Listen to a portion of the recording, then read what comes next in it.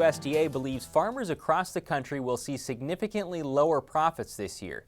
The agency is estimating 2015 net farm income at nearly $74 billion, down almost 32% from last year and 43% lower than the record producers set in 2013.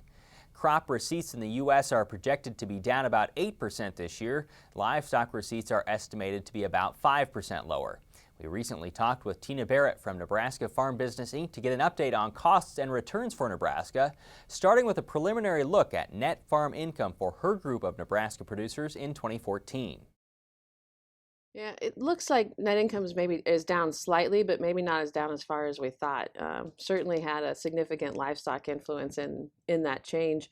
The livestock sector did very well in 2014 and helped balance out some of the downside turn that we saw in the crop industry. That was the industry that carried it, the livestock. Sure, yeah, and it's been flip-flop for the last few years, so I guess it's their turn to have a little of the enjoyment. So tell me about costs in 2014. Yeah, I just looked real briefly at irrigated corn on cash rented ground, and total cost per acre at this point is down slightly, not a lot. Nothing major sticking out. The only thing that I did notice for sure is that cash rent cost per acre was up another $6 an acre. So averaging just over $2.80 an acre. Is the cost of family living going consistent? Do you see any change there?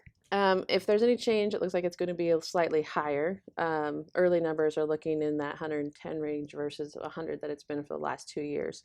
So we'll see when we get final numbers coming in on that. So getting ready for the 2015 planting season, and even for livestock, guys, is there something to keep in mind with budget recommendations, or at least things to think about as you're trying to control costs this year? So, I think the most important thing is we got to get them down on paper.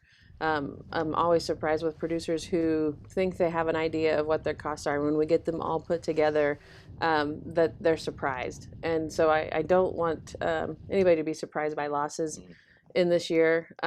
And so sitting down and planning out your money and where it's going to go really makes a big difference in how much of it you have at the end. With the group of producers that you work with, describe the ratio of assets to liabilities. Yeah, sure. From our current position, our current ratio, or the current assets divided by current debt, is down slightly. We don't want to see that. It's a really. Why is that troublesome? Well, it tells us how many times that you can use your current assets, the stuff that you plan to liquidate this year, to pay off the principal and the debt that you have that you need to pay in the next year. So the lower that number gets, the harder it's going to be to meet those annual obligations. And at the same time, total debt to asset and how those two relate to each other is going up, and we don't want to see debt creeping up on our assets. Still not in a bad position. We're looking about maybe 30%, but higher than what we've been at. And so it's an indicator that things are maybe not going in the right direction. From a current standpoint, one of the things we can do, and that I'm hearing a lot of lenders talking about doing, is refinancing that current debt into that long term. It's not going to change our total debt to asset, but it will make it a little easier to meet those financial obligations this year. And refinancing isn't a bad thing. I always say it's like a Band-Aid, and if it's a small scratch, and the Band-Aid's going to work to cure it, but if it's a gaping wound in the operation, it's just going to keep causing problems. So we need to make sure that we're fixing the problem that's causing that need. So right now you would say that you're only slightly concerned about the way they're leveraged. Is that accurate? Well, and from an average standpoint, sure. I think there's a wide range of producers out there, and there are certainly producers who are in a bigger problem spot than others, especially those who maybe had gotten a little bit complacent with their lenders as far as letting their operating note carry some land purchases or some equipment purchases. Those kinds of things getting pulled and put in their proper position is not a bad thing, and it might just be something that needs to be done at this time. As you talk to those lenders, Tina, are you hearing more about whether or not they're more willing or less willing to lend to people? We're starting to hear that the lenders are getting a little nervous, and I understand that it's just a huge change, especially for those who just joined the industry in the last 5 to 6 years that haven't experienced really what comes with projected negative returns and those kinds of things. I think those are especially nervous.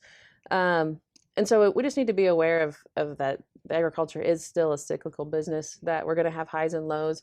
And that, but we need to be in a good position to make sure that we're not just, creating bigger problems, but problems that we can work with. The USDA's next scheduled release on U.S. farm incomes is in late August. UNL's Department of Agricultural Economics recently said it expects Nebraska net farm income this year to be about $3.5 billion, down nearly 45% from 2014 and the lowest since 2010. It estimates total expenses in 2015 will be up less than 0.5%, but it also forecasts government payments to be 53% lower.